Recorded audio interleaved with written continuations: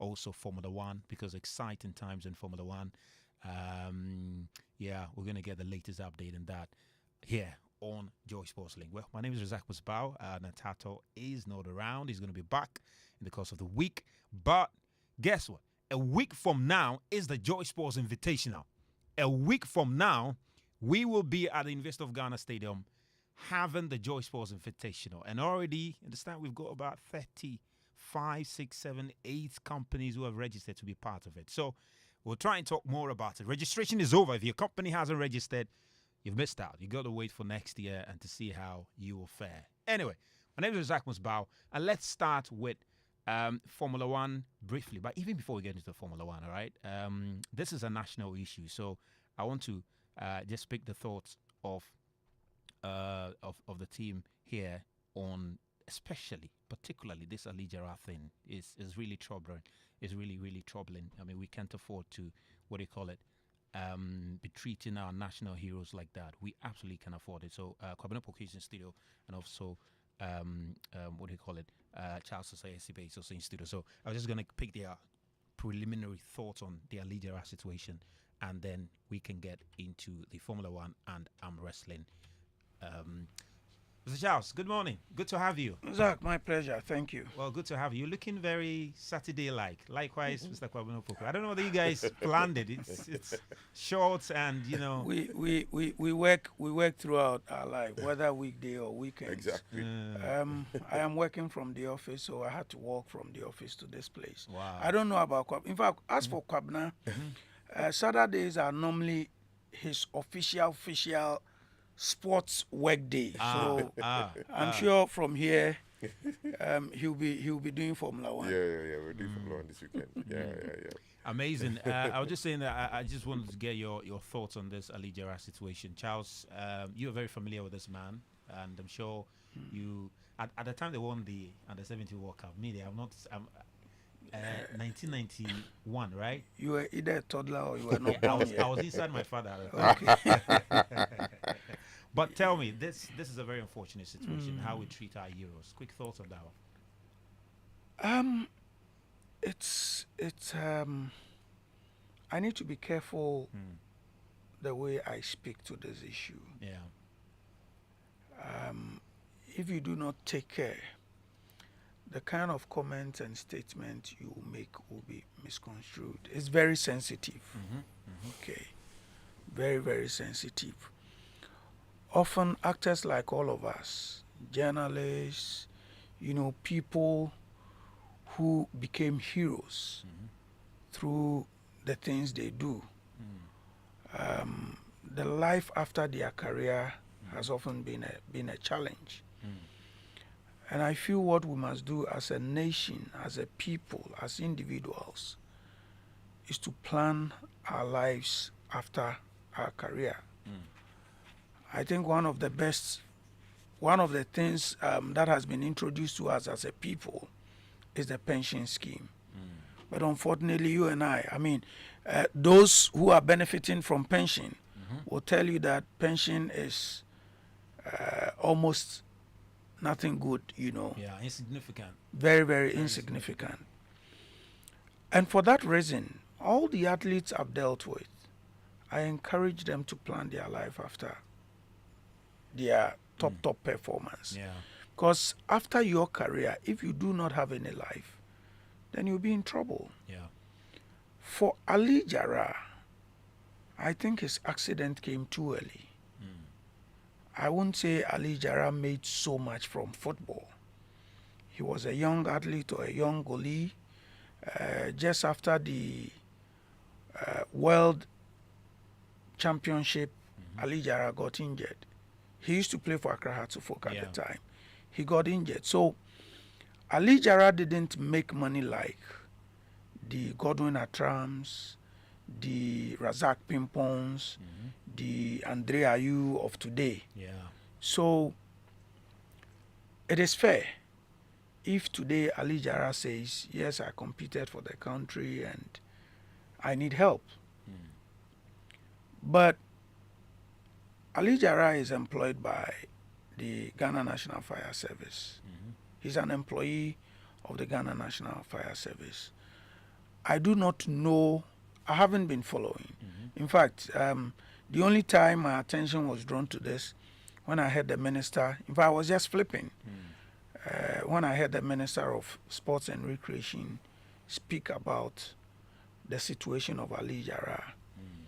I feel that what is important. I remember that about 5 years ago, there was an arrangement, about 5 or 8 years ago, there was an arrangement by the GFA to set aside a fund to support needy former stars. Okay. Okay. I don't know what happened to that fund. But, Zach, all I'm saying is that these things must come as lessons to everybody. Accidents can come, situations can change. Yeah. But what is the plan? Ali Jara, like I said, did not benefit so much. So if indeed he needs some help, people who can help can go to his aid. But beyond that, individuals and people who manage these athletes should imbibe in them, inculcate the idea of planning your life after your career. Wonderful. Let me just bring you in this one, because on the floor of Parliament, the MP for Wejagbawe, he suggested that maybe just to take care of situations like this, the state should consider setting up a fund that will provide support for injured athletes, not just footballers, whether it's arm wrestlers, whether it's the track and field athletes, etc. A fund that when you serve the country or in the line of serving the country, you get injured, the country will say, well, out of that fund, we are supporting you with this just to take care of yourself. Because we know the story of Deborah Akwa, who is a high jumper, I believe, She's a jumper. I believe, who got injured in the line of duty for Ghana, was promised help back and forth eventually. Apparently, she didn't get the needed help. And now her career is under threat because, you understand, she picked up an ankle injury. And there are several stories like that. Is this a call that you will support? Oh, absolutely. I will support this call 100%. I think it's good you actually allowed Charles to speak about this issue first, because I know Charles has followed the age rating caps for years. But the thing is that it's like, for me, this thing is like a canker. It comes back every now and then.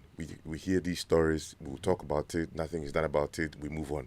Some people will just go and do a few donations here and there. Look, you can give somebody 100,000 Ghana cedis today. I bet you the person can spend that money on expenses within just a month or even less. So that call is very sustainable, is doable. You identify these athletes and then help them in a way. Not say absolutely help them 100%, but at least give them something to cushion them. It's sad that you see stars like Ali Jara literally, I wouldn't say even like not begging, literally begging, for support. Charles was saying that yes, he works for Ghana Fire Service, but I can bet you Ghana Fire Service, I wonder how much they pay them. I mean, not to belittle them, but I wonder how much support they even get for the Ministry of Interior. I can bet you their budget is probably less than 50% of the Ghana Police. So really, Ali Jara, his issue is it's pathetic, if you ask me, the way as a nation we've handled issues like that. I've had situations that I've seen national stars who are capable of doing a lot of work for themselves, but they really messed up their own career in a way. So, and I've seen some of them when they were playing. I was just a young boy, and I knew them personally. I've seen some of them in Tema literally asking me for money, and I look at him, I'm like, wow, this guy was like a star in his heydays. He has no injuries, nothing. But the thing is, he wouldn't come and beg for arms because he knows he really messed up. But for somebody like Ali Jara, Charlie, his injury came very early. Very, very early. And I think, in a way, if he had had that support, he probably would have been way better by now. But from the onset, he didn't get that support. And now, this guy is deteriorating. So, I think what the MP is calling for is in the right direction, and it's high time we do it. Same way the government is supporting the GFA. I was just going to think talk about that. Yeah. Something like that can be done to support these people. And just on the GFA, Charles, you say you want to No, say just something just about it? before the Yeah. GFA, all of us must admit that the Ali Jara situation is different from athletes who did not plan Yeah. Yes. their life after Mm-hmm. career. Yeah. Like I said, it was an it was an accident. Mm.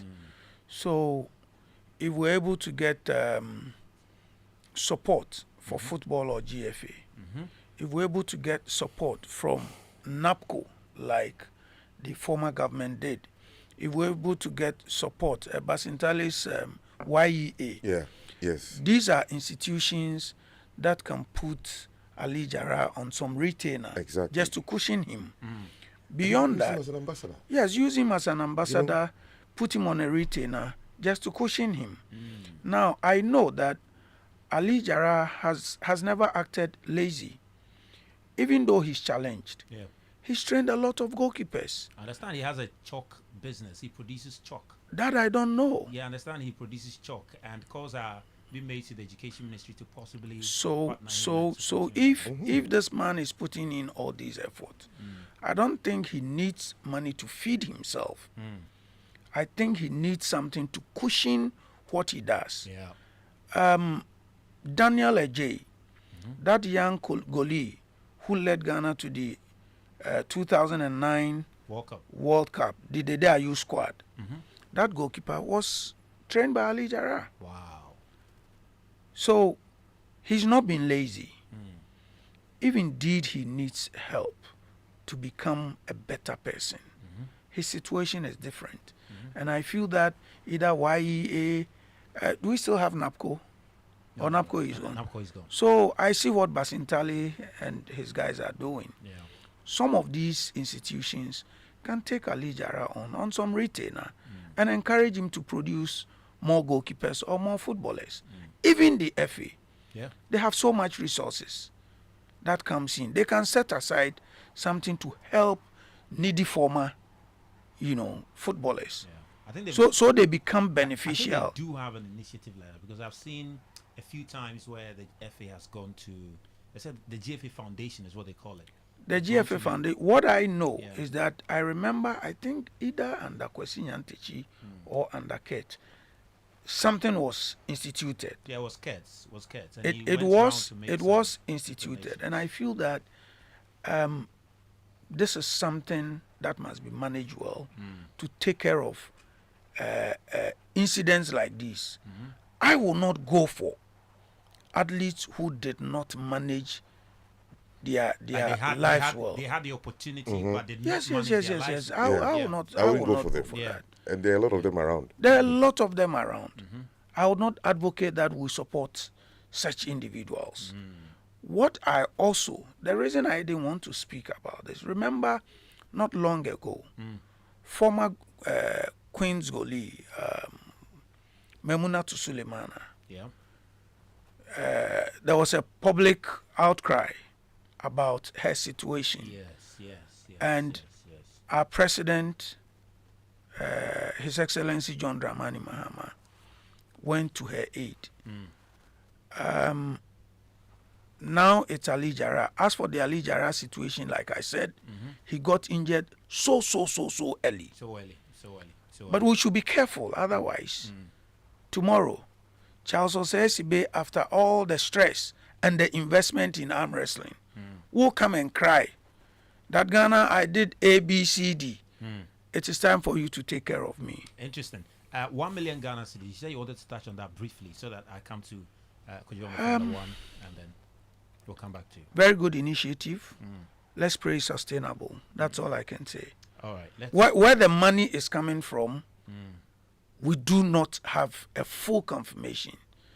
I have sources, but I can't confirm.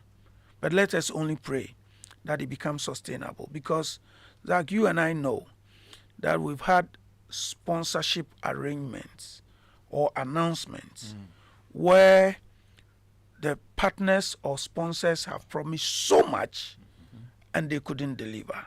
An example is Glow. Yeah. Glow I can mention. The rest I wouldn't want to mention.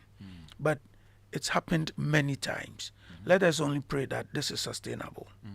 Well, let's pray this is sustainable. It's still Joy Sports Link with me, Razak Musbau. Let's get to Formula One now because I think not too long from now we're going to have the Hungarian Grand Prix, and it's a big event, big event. It's round 14 of the Formula One season, and we're all looking forward to it. There were a few practice sessions that were held yesterday, and let me leave it to Kojo to give us all the update.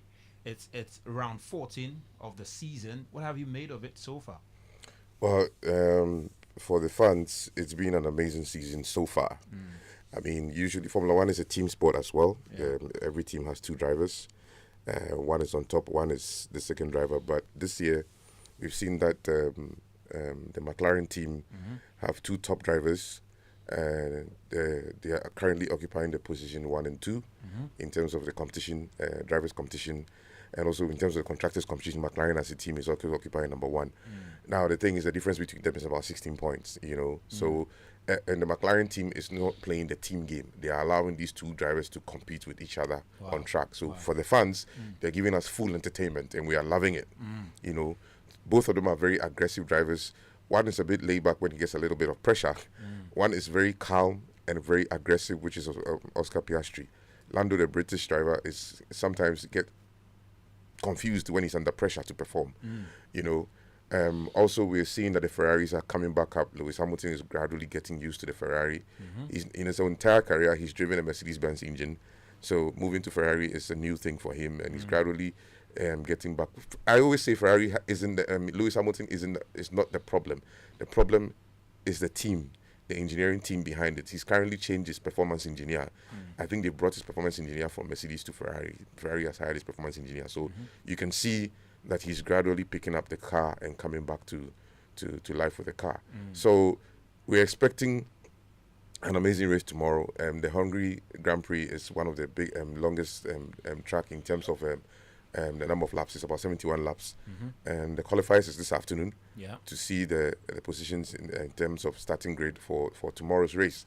So fans, we are expecting an entertainment, and this is the last race before they go on the summer break, you know, for the season. They're going to go on about a 1 month break before we come back for the rest of the season. So tomorrow's race will actually, whoever wins the race will tell us either we are in for a suspense in terms of going to the finish line, or the current championship leader, Piastri, will win this race and extend his margins in terms of between him and his teammate. So it's going to be a very interesting race. Mind you, Lewis Hamilton holds the record of the highest number of wins on the Hungary track. You know, and currently his car is performing a little bit better for him. In terms of pace, I don't know if they can catch up with the McLarens. If you watch the McLarens, they are very fast. You can never take that away from them. So it's going to be an interesting race tomorrow. Very, very interesting race tomorrow. I'm just curious what has happened to Max in the season. I mean, just looking at his rankings, he's not been up there. What has happened to him this season? Well, you see, the Red Bulls claim their car wasn't really up for it this season. And they also claim McLaren, Max is really the one who is pushing the car to its limits. It's just true. Max is a very good driver. He's pushing the car to the limits. But if you take their two cars, there's a vast difference between them, even though they will still tell you that they are the same cars. But I think the setups for those two cars are very vast. Red Bull is concentrating on giving Max a championship. Max is their top driver, so all their attention is on Max. And they're leaving their second car to wallow in there. So they are not really gunning for the Constructors' Championship. They are looking at Max going there. But the thing is, the car is not performing, if you ask me. Mind you, right in the middle of the season, they sacked their 20-year-old principal, who's been with them for 20 years, was kicked out, and the guy from their sister team, Kasha Visa Racing Bulls, was brought in to head the team now. So it's a complete new phase for them going into the second half of the season. So I wouldn't really put the blame on Max. Okay. I think he's not getting the car he wants to drive, you know, and the car is not giving him the performance he wants, even though he pushes the car to the maximum limits. Mind you, these cars, even the underperforming cars, these cars are very, very fast. These guys are driving at speeds up to 350 kilometers per hour with amazing aerodynamics, you know. So if you don't get that small millisecond or microsecond to edge out your opponent, you can lose a single race. You can be performing during the practice sessions, but on the race day, you need that little second to win a race. It can make or make you, you know. Yeah. So you need a full performance of the car. That's the thing. Interesting, really, really interesting, and it does look like you mentioned. I'm just looking at the reports, and Lewis Hamilton is very much eyeing tomorrow's race. It looks like he wants to clinch it. He wants to clinch it, but the performance that Piastri is on at the moment, maybe that's what is adding to the suspense. Isn't it? I mean, I already told you that the McLarens look, these guys found the technology to even cool their brakes. Because mind you, these brakes can get as hot as 1,000 degrees. Wow. But they found the performance to cool their brakes, which makes them keep their tires on the track for a longer time than the other cars, right? So they found that performance in the McLaren. Okay, so let me give you an example. The McLarens, the Mercedes, and the Williams are all using Mercedes engines. Okay. But guess who's performing? The McLarens. Where's the team Mercedes? You get my point? So it's the build of the car, the technology of the behind the build of the car. That's where McLaren is finding the performance for those cars. Ferrari, yes, they are there. They found the performance for the car, but they are still learning about those upgrades and all of those things and put it into motion where they have to cut this out, where they have to cut that out. Mind you, in Formula One, even when you touch your car, there's a time frame you can actually touch the car to change things. You understand? So it gives an equal playing field for every team. Yeah. You understand? Yeah. There are rules. Yeah. There are rules and regulations. So you can't develop your car to a certain limit. You can do certain things and attract certain penalties. Take, for instance, last week, Lewis changed his power unit a day before the race. He had to start from the grid. Everybody was in line to start the race, but he had to start from the grid because you change your power unit, you gain a certain advantage. So let the other guys go before you start from the grid. But this guy came from the grid and clinched the 7th position. So imagine the number of overtakes he had to do.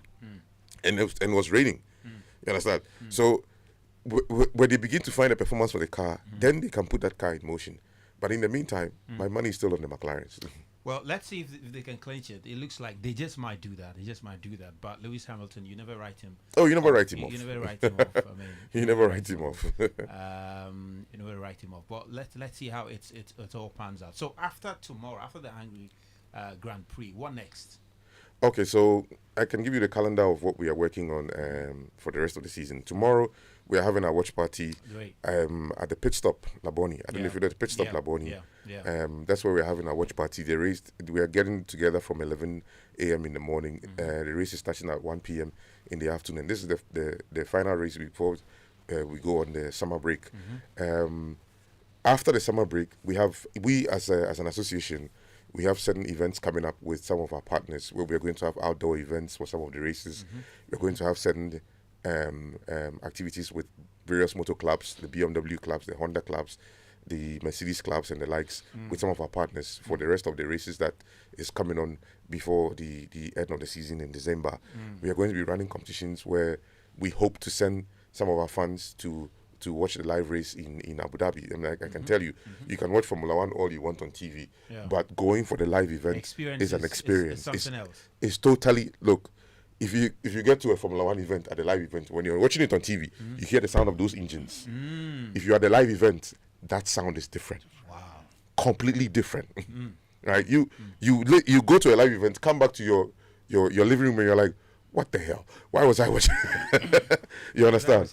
And you actually get to visit the garages, see the engineering and all of the things, the science behind the technology and all of that. And that's some of the things that we as an association, we are working on. Yeah. So going into the second half of the season, going into next year, we are currently talking, we're going to resume our discussion with the NSA. We started during the previous government. Yeah. We're going to renew the discussion with the NSA. Our own man, Yao, is now occupying that seat. We have a very good relationship with Yao already.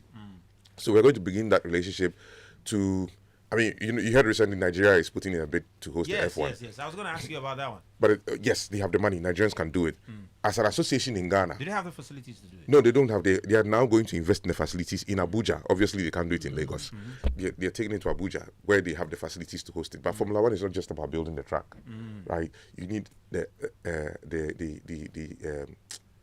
hospitality facilities, the hotels. Look, you're looking at about 450,000 people coming into your system for that particular 2 weeks. And it'll be the first.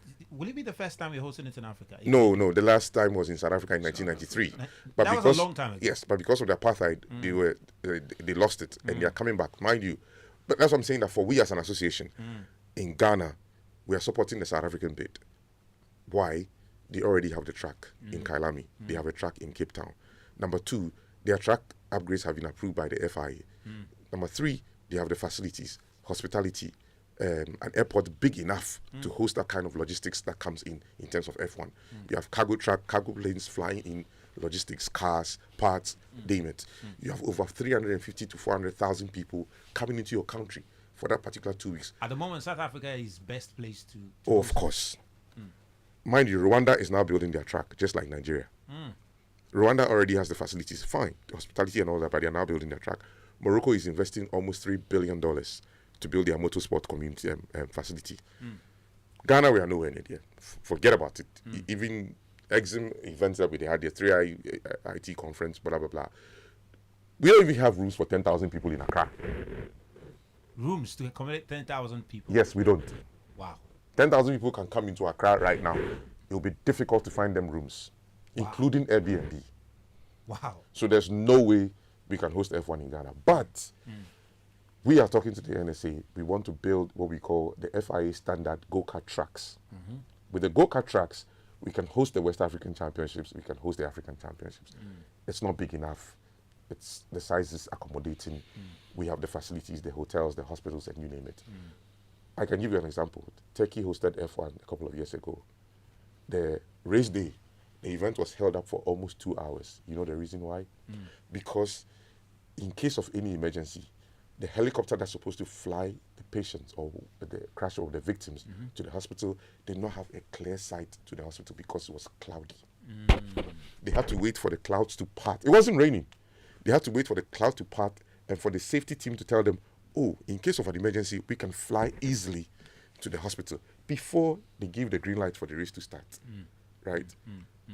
Which medical facility in Accra has an helipad? Exactly. Or even the facility to host those emergencies. Wow. We don't. Wow. We don't have hotel It's not rooms. just about the track. It's not just about the track. There's so many other things. So many other things that go into F1. You understand? So, I mean, these host cities are paying almost $20 million a year to host it. To host it. Exactly. Nigerians, and in return, they get to benefit from all of a this. lot. Hospitality. The hospitality alone, the long-term benefits of hosting F1, the extra jobs that it creates, and that's the case the South Africans are making. But realistically, in the case of Nigeria, how long do you think it would take? Or let me not say even Nigeria. How long do you think it would take on average for a country to be ready to host the Formula One? Probably 4 years. 4 years. To get on that calendar, about 4 years. South Africans can get on the calendar next year. Not next year, next 2 years. That's what they are gunning for. They are gunning for 2027. Right? Rwanda is gunning for probably 2028, 2029. The thing is, we don't see the reason why FIA shouldn't give Africa 2 races. Like the way it's scattered all over Europe. At least Africa needs 2. Right? And the 2, for me, if you ask me as an F1 fan and as somebody who is a bit technical, I'd say South Africa and Morocco. Okay. Right? My money is on South Africa and Morocco to host because, mind you, those 2 countries have already hosted Formula E, which is the electric car version of Formula One. They've already, Cape Town hosted Formula E last year. Morocco hosted it 2 years ago and last year. You understand? So they already have the facilities. Right? So, and when they do that, it helps the rest of us in Africa. Yeah. Because now the grassroots development comes in. The Nigerians are making a case that why bother with the F1 right now? Why don't you develop the grassroots? Support the grassroots development from scratch. Go-kart tracks, all of those in the rally events, the FIA rally events. That's what the Kenyans are doing. That's what Senegal is doing. Before they pick themselves up and get to the big leagues. Yeah. But for now, that's what we, as a federation in Ghana, that's what we're also gunning for. Well, interesting. Pittsburgh, right? Tomorrow? Pit stop. Pit stop. Pit stop in Laboni tomorrow. Tomorrow. Yes. So come and experience. 11, right? 11 a.m. we're there. 11 a.m. The race at exactly 1 p.m. The race begins. Yeah. Well, let's see. You've got to be there. Enjoy it. Enjoyed. I think the last time, where were you? I was seeing the visuals. We were in Labadi Beach Hotel. Labadi Beach Hotel. Yes. It was really nice. Oh, it was really nice. And this year we've also been hosted by the British High Commission. Yeah. They hosted a British Grand Prix at their recreational clubhouse called Grass Cutters in the cantonment, which was an amazing time. The British Deputy High Commissioner and a few of the British citizens in Ghana and the workers of the British High Commission were there to grace the occasion. And we had a good time over there. They were hoping Lewis would win the race anyway. But anyway, they still had a British driver on the grid on the podium. So it was all good. It was all good. Yeah. All right, Pit Stop is the venue tomorrow, 11 a.m. Be around. Race starts at 1. Let's see how it all unfolds. Thank you very much for coming through. Thank you too. And Thank you too. We're going to continue the conversation, of course. Hopefully sometime in the future, even if it is 5 years or 6 years or 10 years, hopefully in our lifetime we'll get to see Formula One, if not in Ghana, in West Africa, but probably in Ghana. But like I just said, we need to start investing in the grassroots stuff. Let's start with the grassroots. Let's not get to, let's start with the grassroots, develop the interest among the Ghanaian public, in our schools, etc. And the moment the Formula One comes into the country, of course, everybody will be excited about it. The Joy Sports Link with me, Razak Musbau. Thank you very much for coming through. And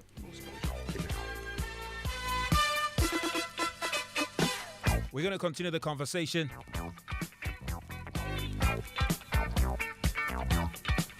But we'd love to hear from you. Send us your WhatsApp message 055 1111 997, 055 1111 997. And remember, again, the Joy Sports Invitational is upon us. It's August 9 next week, Saturday, just a week from now, at the University of Ghana Stadium. Companies, a number of them have registered. McDan Group, Piwak Natural, PIVA, talk about ARB, Apex Bank, Youth Employment Agency, name them, all of them, ECG, they have registered.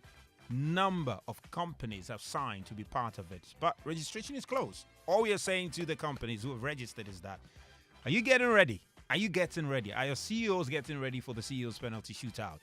Are they getting ready? Are your ladies getting ready for the ladies' penalty shootout? What about your swimmers? And what about your tennis players and your footballers and your arm wrestlers and your chess players? The e-game players. Are they getting ready? Because the team at Multimedia is super ready. Super ready. And maybe this will interest Charles as we come to the arm wrestling competition that Team Ghana went to make us proud.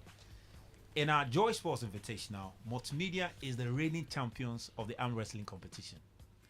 Are you aware? We have one guy here, he finished everybody. And I also know that in the last 5 years, Multimedia always have engaged us to ensure we do a setup to encourage participation of the corporate guys of our sport. So we are happy with the collaboration between Multimedia and the Ghana Arm Wrestling Federation. So next week, we will be there to work with you. You never know. Any of these winners could get the opportunity to rep Ghana. You never know. Yeah. So you just heard from the president of it. You stand a chance of being part of Team Ghana. It's a big opportunity for you. But let's talk about the championship that Ghana was in, and we managed to pick as many as 53 medals at the 2025 Africa Arm Wrestling Championship. 53. Chale? Mepacho 55. You see? Is 55. Just say me bakumpo frimo. I even remove one out of it. 55. So we won 55 medals at the just ended Ghana Arm Wrestling Championship that was held in Abuja, Nigeria. And the Golden Arms once again confirmed their dominance in the competition with that exceptional display. It was the 14th edition of the championship, and it was a true show of African strength, unity, and sportsmanship. And we understand that over 400 athletes and officials from across the continent took part in the competition, and Ghana once again showed why we are, a country to reckon with when it comes to arm wrestling. It was also a qualifier for the 2025 World Arm Wrestling Championship in Bulgaria, and also served as a key benchmark for the 2027 All-African Games in Egypt. But the president is here. I mean, tell me about this African Arm Wrestling Championship. What is it all about in the first place? This is the 14th edition. So the Africa Arm Wrestling Championship is the major and the biggest event on the continent, where we do converge to determine who the best puller or arm wrestler on the continent is. So we get pullers from all over Africa to come play. It was off after some time, but since 2016, we have been very, very consistent with the organization of the championship. Since 2016? So 2016, it was in Egypt. 2017, it was in Nigeria. 2018, it came to Ghana. 2019, it went to Mali. 2020 and 21, because of the COVID. And then after the COVID, we're not getting anyone to host. Then Nigeria said, please bring it. So Nigeria came back in 2022. Now, at the time, it was Morocco and Egypt were interested. But Ghana said no. In fact, in 2022, that was when I was elected to become the president for Africa. So during Congress, I told them that yes, though there are bids coming from other countries, I would want them to experience the Ghanaian hospitality and then also come to my home as the leader of Africa. So we agreed and brought the 2023 version into Ghana. And that was a big success. It was lovely. We won 134 medals. It was lovely. 134 medals. It was amazing. And then in 2024, because of the Africa Games, we said we won't host Africa Championship. So we will use the arm wrestling in the games to be the Africa Championship. So 2024, it was here. 2025, it goes to... So this is what happened. Togo should have hosted in 2025. And then the Togo government wrote to us and said they needed some more time. And the time was so short. We had just about 6 months to go. And then the Togolese government wrote to us to say that they needed some more time to mobilize. So we had to open the bid again. So when we opened the bid, Egypt, Morocco, Cameroon, expressed, and South Africa were interested. Then one day I had a call from Nigeria, top government official, who called to say that, and the person spoke Yoruba. I speak Yoruba. I don't know who told him I speak Yoruba. So he called to say that he doesn't know why we want to take the Africa Championship elsewhere. He's aware there's a bid, but Nigeria will not bid. He's calling on behalf of his government, or he's calling on behalf of the president. He wants us to bring this championship to Abuja. Now, two things were involved. Nigeria couldn't have placed second in the Africa Games but for arm wrestling. Arm wrestling during the Africa Games became the number 3 sport for Nigeria. So they began paying attention. Secondly, the government of Nigeria, His Excellency Tinubu, had also told his people that every major sporting event within the next 4 years must come to Abuja. Wow.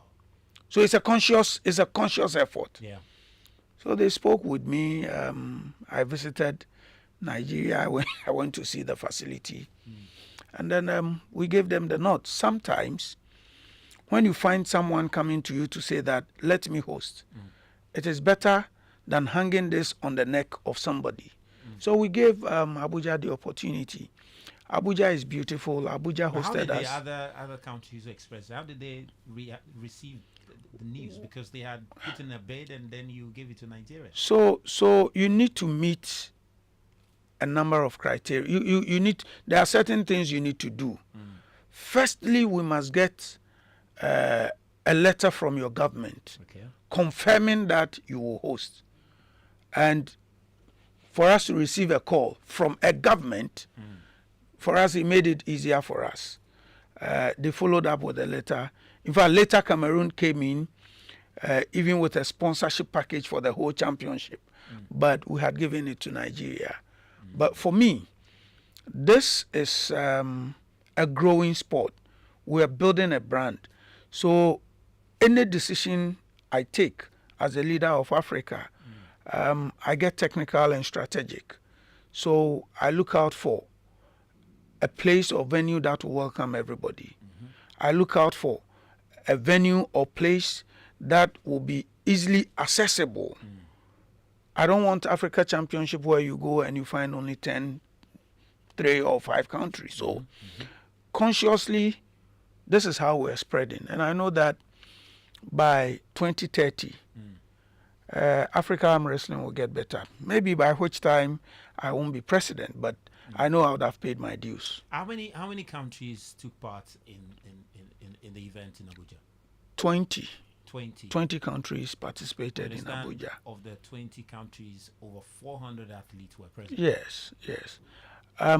Nigeria entered the highest. So one of the things, again, I'm going to do as a leader of Africa is to give an equal opportunity or a level playing field for everybody. I am discussing with my leadership. We are going to change the modalities of the Africa Championship, because if you have an event where numbers play the game, it is often not the best. Because if you have a country entering 173 athletes, obviously they have numbers. They enter for every category and they will win. So Nigeria entered 173, Benin entered 68, Cameroon entered 17, South Africa entered only 5, Egypt came with 12, Ghana went with 24. All I'm saying is that it doesn't give a level playing ground to everybody. So once you have numbers and you have a bit of quality, you are likely to win. And these are some of the things I want to change. So Nigeria came, Benin, Togo, Cote d'Ivoire, South Africa, Madagascar, Mali, one of the strongest on the continent. You know, it was for me, as the president of Africa, what I saw, I must confess that in terms of quality, not in organization, but performance, athlete quality, this event is the best I've witnessed. Wow. Yes, this championship in Abuja is the best Did it give you I witnessed. And I mean, you talk about the quality. Did it give you a sense of how the sport is growing in all of those 20 countries? Sure, and it puts fear. Okay, so we are 27 countries in Africa play arm wrestling as I speak with you. 27 countries. Yes. Okay. For the standard I saw, I kept lamenting. In fact, the leadership I went with, I kept telling them that, look, if we do not up our game, in a year or two, Ghana will be missing. Yes, I kept telling them. Because if you saw the Cameroonian team, if you saw the team from Benin, Egypt, that is considered to be a top-notch country in arm wrestling, this year we're missing. They won only 6 gold medals. A country that won 14 gold medals during the last Africa Games, they were only able to win 6 because Mali was there, Madagascar was there, South Africa was there, Nigeria competed in every category. Cameroon came with quality. So I mean, just before you go to the, you keep talking about quality, and I'm wondering, in arm wrestling, how do you measure the quality of an athlete? How do you measure it? So the skill, the strength, and the skill and strength. But I realized that the technique various countries, especially Cameroon, was using was so superb.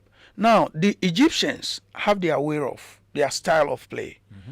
It is almost closer to what the Malians do. Okay. But the Malians are naturally strong. Very, very strong. So if you find a Malian beating an Egyptian, then it is purely power. Okay? Otherwise, the technique are almost same. So anytime Mali meets Egypt, it's a big contest. Just like Ghana meeting Nigeria. So at the Africa Championship, it is Ghana, Nigeria, Mali, and Egypt. That's the rivalry. Obia on a level. Wow. You know, but what I saw Mali do. So Mali did something. Something Egypt hasn't done. Or they haven't done it well. I saw that the Malians in the last 2 or 3 years started changing their team, transition. Egypt had not begun the transition. They came with the same old guys. Okay. And now they are being dethroned. So they will now have to go back and start all over again. So you have a Mali side who are bringing a team with a different hunger. And you have Cameroon, different hunger. Yes. Benin, look, Benin came to the last Africa Games and they won 2 gold medals. One young girl who went to the World Championship, she won 2 gold medals. Zach, the story of arm wrestling in Benin has changed. Now every community, look, when they got back to Benin after the Africa Games, the sports minister took this young girl and the federation to the presidency. And they voted money for them, for arm wrestling clubs to be set up in every community. In the last 3-4 years, I have sponsored African countries, including Benin, to Africa Championship. This year, I didn't sponsor them, but they came with 68, a team of 68. 68 athletes. So I think various governments, including Ghana, and that's what put fear into. And coming to Ghana, because you expressed concern. You say you were telling the delegation that, look, if we don't up our game, we might be missing. Yeah. We won 55 medals, and yet you still believe that Ghana has to do something different going forward. So what Zach, was missing? What was missing? It was strategy, okay? It was strategy. And that strategy worked. We decided to focus on certain categories. And that strategy worked. Even though I won 55, or per the structure, Ghana placed 3rd overall. I know we placed 2nd. As president, I can't speak to it, but we placed 3rd. But if I match the big teams or the big boys in Africa as against Ghana, we were the best. Because for every category which involved Nigeria, Mali, Senegal, Egypt, and South Africa, putting numbers together, we beat them. So you would find Nigeria beating us because they entered in a category Ghana didn't play. Okay. You find Benin placing 2nd because they entered para athletes. Ghana didn't enter for any of the para events. Okay. So that area alone, Benin won like 10 gold medals. But in the categories where you had them, we beat them the to same it. group. We beat them. So technically, I think we did very well. And I told my guys, we did an analysis and I told them that, look, don't be discouraged that you placed 3rd. You did well. In any case, we have been consistent with 2nd or 3rd position. And before the championship, I was apprehensive. I didn't even think we were going to place 3rd. One, because of events leading to the championship. What happened? 2, because of numbers other countries were bringing. 3, I am the president of Africa. I sit here and I know what goes on in every country. You said events leading to the championship. So I'm saying that I'm the president of Africa. I sit here and I know the strength of every country. In the case of Ghana, what events leading to the championship were you worried about? Oh, it was just about the travel. Otherwise, everything was smooth. We unveiled our kits by THB, the company responsible for Kumasi Asante Kotoko, the whole brand. They kitted us. Oh, wonderful. I must use your platform to also thank Glyco. They insured the entire team. The National Health Insurance Authority also have some arrangement with us. They supported us. MPA, SIC, GCA, that's Ghana Civil Aviation. Ghana Tourism Authority came to us and said, guys, you're true ambassadors. Arm wrestling is a sport that does so well on the continent and beyond. We want you to be our ambassadors. So they engaged us, they supported us. So this is the only year that OCSCB spent less or very minimal of his money on the national team. I must confess. I don't think I spent more than 12,000 cedis from my pocket. By the grace of God and our hard work, we got, some support to get the team to travel. The travel by road was the challenge. A trip that we could have made in some 24 hours, or let's say altogether 24 hours, we ended up traveling over 2 days. 2 days? Yes, because there was a challenge at the Togo border. There's some instability in Togo. So once they saw our guys in uniform, French uniform, there was a lot of misunderstanding. So they had to bring all of them back to the Ghana side. The guys were there for over 14 hours. Wow. Yes. They were there for over 14 hours. So I had to. Why did they not want I called almost every important personality in Ghana. Almost. And that's one thing I thank God for. But what the was network. Their problem? What was their problem? Why did they know? Because you had so apparently, I am told that somebody hinted them that our guys were police officers. We have some officers in the team from immigration service, prisons, and the Ghana police. I don't know what happened, but somebody had mentioned that they were officers. And for them, because of the instability, they won't understand the reason for which police officers enter their country. But these were athletes in national team jersey. With the accreditations for the with everything. So I got in touch with the acting high commissioner to Togo, Ghana's acting high commissioner. In fact, already her men were there, but when the issue escalated, I got in touch with her. I have a friend here. Through my friend, I also got the contact for the Togolese ambassador to Ghana, and the two ambassadors really did well. Especially Madame Adiza, Ghana's High Commissioner, acting High Commissioner to Togo. She moved. She did everything. And a number of big men in the country who also got involved. But we thank everybody. And all of this lasted 14 hours. Unfortunately, but for me, saying this year, and one thing I love my team for, we have told them to manage information.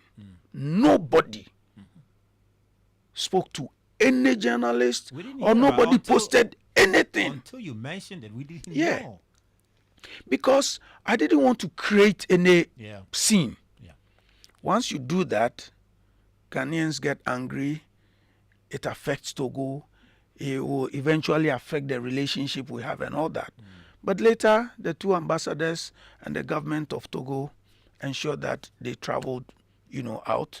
By the time they got to Benin, the High Commissioner there, Ambassador Bonaventure, was also waiting for them. So they got to Lagos late.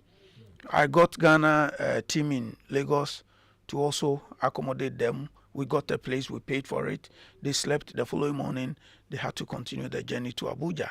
By the time they got there, the High Commissioner to Abuja, His Excellency Agbenyega, was also there with his team to receive them. They were there throughout the championship. So it wasn't easy for the team. Because I'm But wondering. they got into Abuja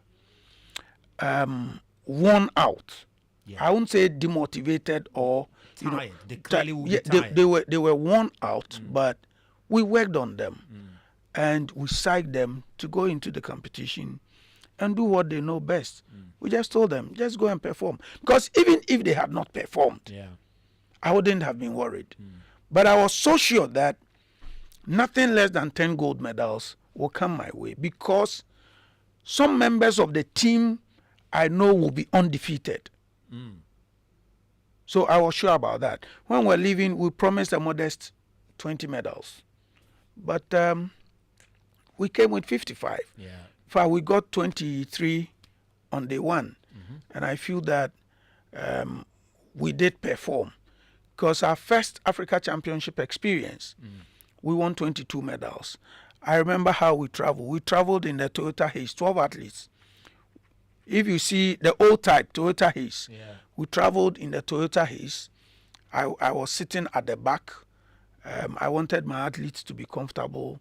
We drove by road to Nigeria.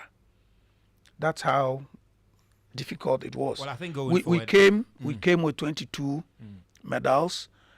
When Ghana hosted, we won with 88 medals. We went to Mali, we got 19 medals. The 2022 event, we got 44 medals. The 2023 event, we got 134. The Africa Games, we won 41. Then we went ahead to the World Championship last year to win 1 gold medal. And then this year we've won 55. If you put all together, from 2017, missing 2020 and 2021, a total medal haul by arm wrestling for this country is 405. That is impressive. And 66% of that 405 comes in gold. So even if you check our last performance in Abuja, the gold version surpasses the rest. So gold 26, silver 20, bronze 9. And this is how we have performed over the years. I think this is amazing. The work that your team is doing is incredible, making Ghana proud at every competition you go. But tell me, for the rest of the year, though, what's the plan for arm wrestling? What's next for you after the championship? So I just want to use this opportunity to thank some state agencies, especially the security services. We have engaged them, and arm wrestling is going to get better. The Ghana Civil Aviation, Ghana Police Service, Ghana Immigration, National Fire Service, and Ghana Prisons. Now, the core of our team comes from the Ghana Police Service. Apart from the clubs we have, the core of the team comes from the Ghana Police Service. Just as I got into the studio, the director of Ghana Police Service is engaging me on some 4 athletes they want to recruit as civilians and then later offer them employment. 3 days ago, I met the director of prisons, who also had, engaged some athletes. She wants them, Mrs. Patience Bafuboni, she wants these athletes to compete for Ghana Prison Service. Immigration, they have 3 athletes in our team who were in Africa. They won medals, and CGI Basintale will meet them in the new week. So we want to, our meeting with the Director General for Prisons, this year we're going to organize a competition for the inmates at Nsawam. For some strange reason, while you're speaking, that's exactly what we're going to do that. That's going to be beautiful. So we're going to do this Sometime in October. This year, Yes, we're going to do this Wonderful. in October. Wonderful. So we'll work with we will organize an event for the inmates at Nsawam Prison in October. We're also going to put together a security services battle. All the security services will come together. There's that security service battle. We have a world championship in September. The athletes who did well, we need to prepare them for the world championship. Now, in this month, we started a project because we're going into Africa. we had to suspend. We have started an academy project where we bring young boys and girls from the various schools. We started bringing them to one venue, but the program changed. Now we go into the schools to train them. So we will replicate this in all the other regions. We have regional associations in all the regions. Maybe somewhere next week, we will announce for all the leadership for all the regions, and then we'll replicate this academy program.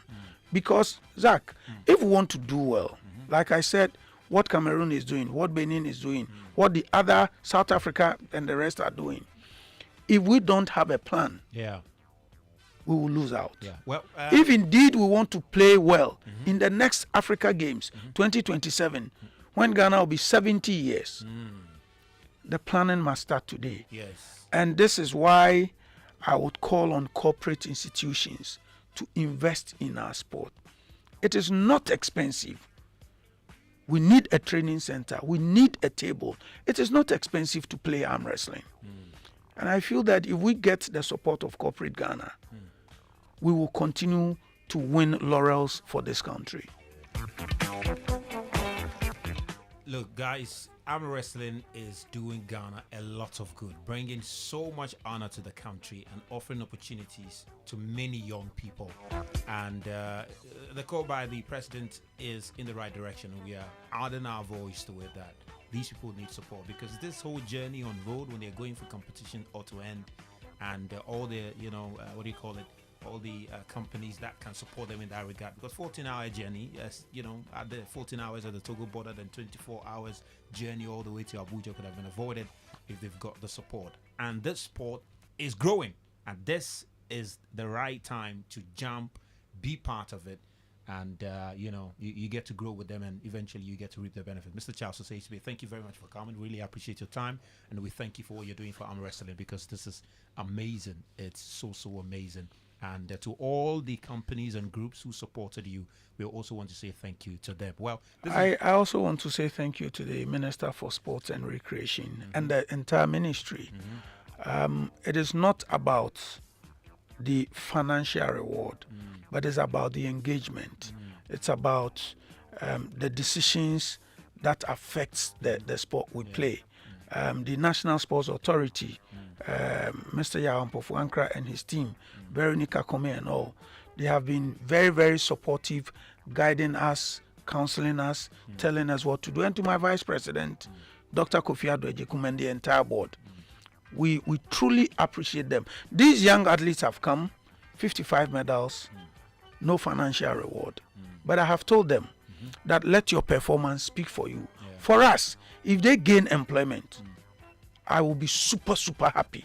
So if anybody is listening to Joy FM and has job for any of these athletes, just pick one of them, give them employment, and the pressure on me, President Minidi, President Miniska, President, it will go off. So please, Ghana should come support us. It is not for Charles Osei, it is for Ghana. Thank you very much. It is not for Charles Osei, it is for Ghana. So do get in touch and provide the support that you can. So that's the conversation on arm wrestling. 55 medals from the African Arm Wrestling Championship, and we're looking forward to the games you're going to organize for the inmates. I think I'm excited about that. I'm really going to be there, personally going to be there for that event, and several other ones like the competition among the security agencies. I think it's going to be great, because it's going to be a show of strength. Is the police service stronger than immigration, stronger than I think it's going to be beautiful, absolutely beautiful. But we want to have a quick conversation also about the women's football, because they also made us proud. They are in town. They've been visiting several places. They've been to the Parliament House. They've been to the presidency. And there's been a few donations here and there. But what's next for the team? My man and our man, Lawrence Baidu, has been on that beat. He joins me via Zoom. We're going to talk about that very, very shortly. So please do stay. This is the Joy Sports link. And I'm Razak Musbau.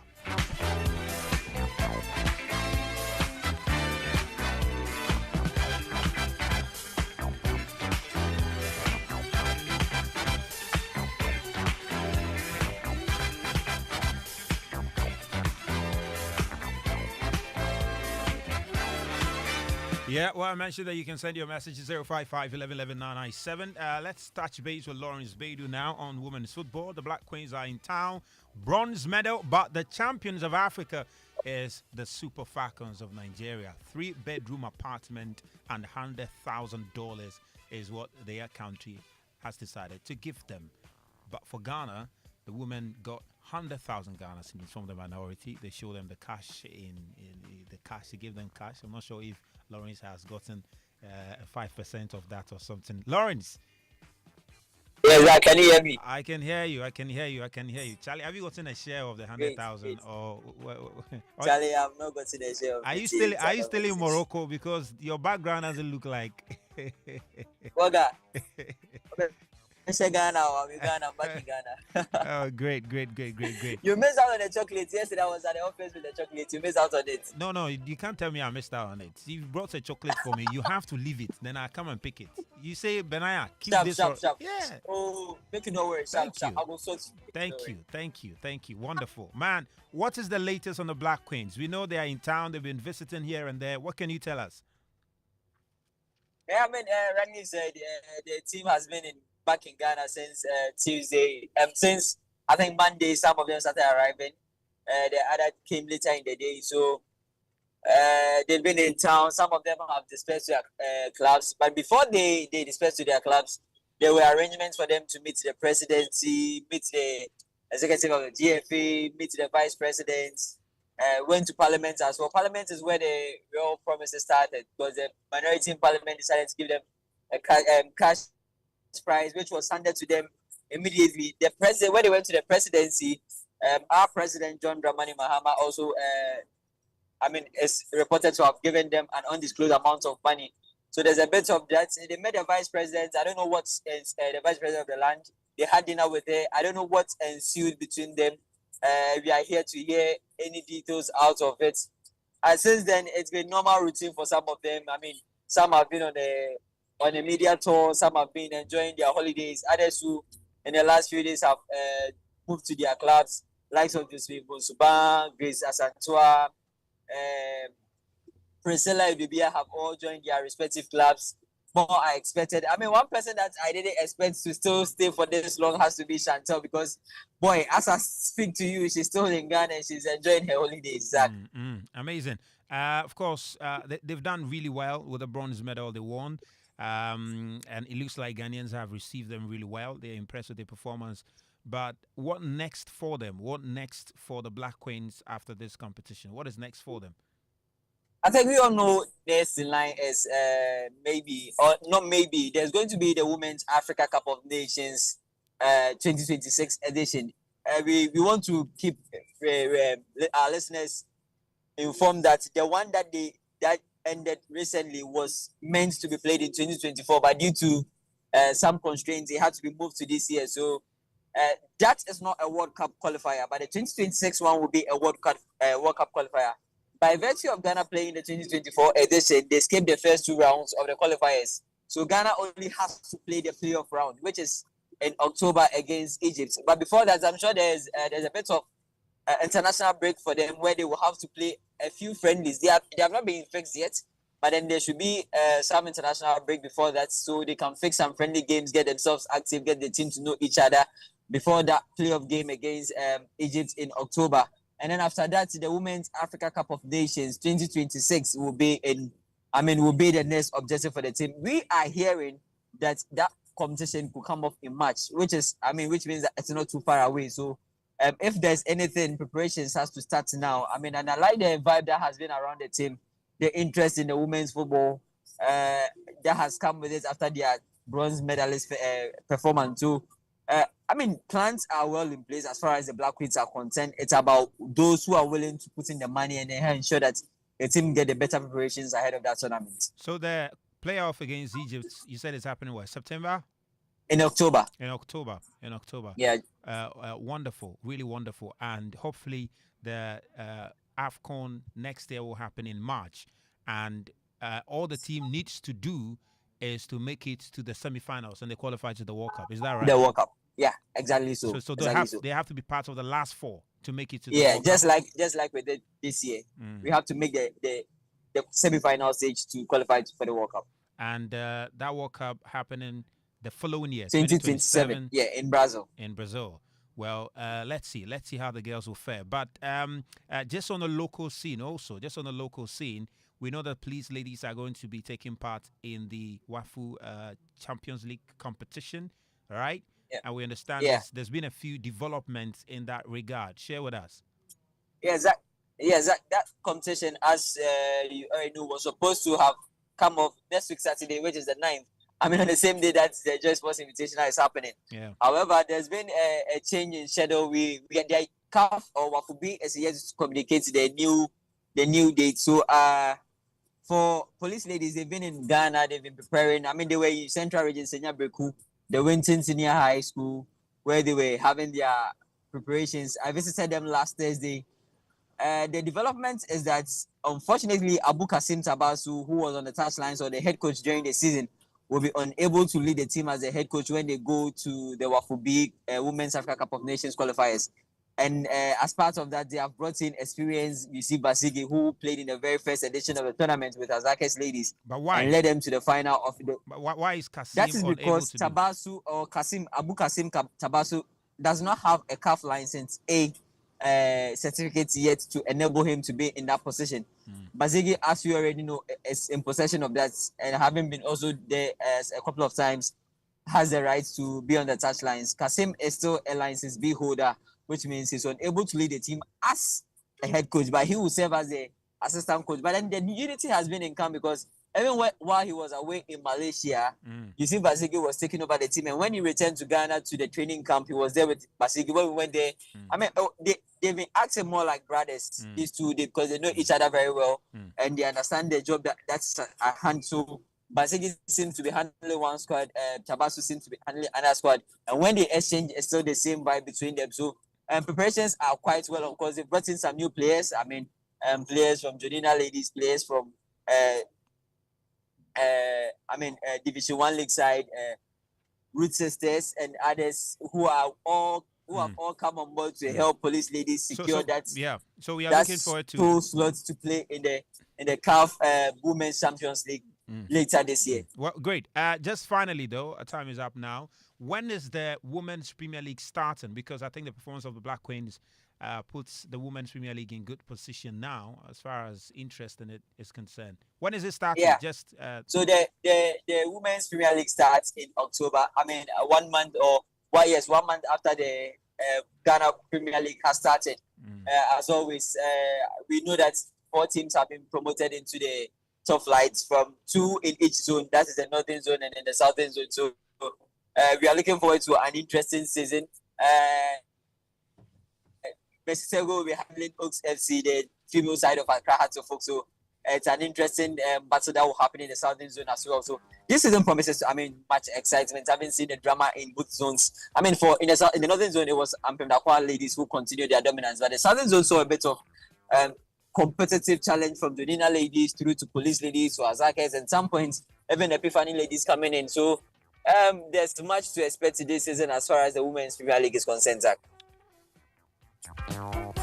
Lawrence, thank you very much. That's Lawrence Baidu.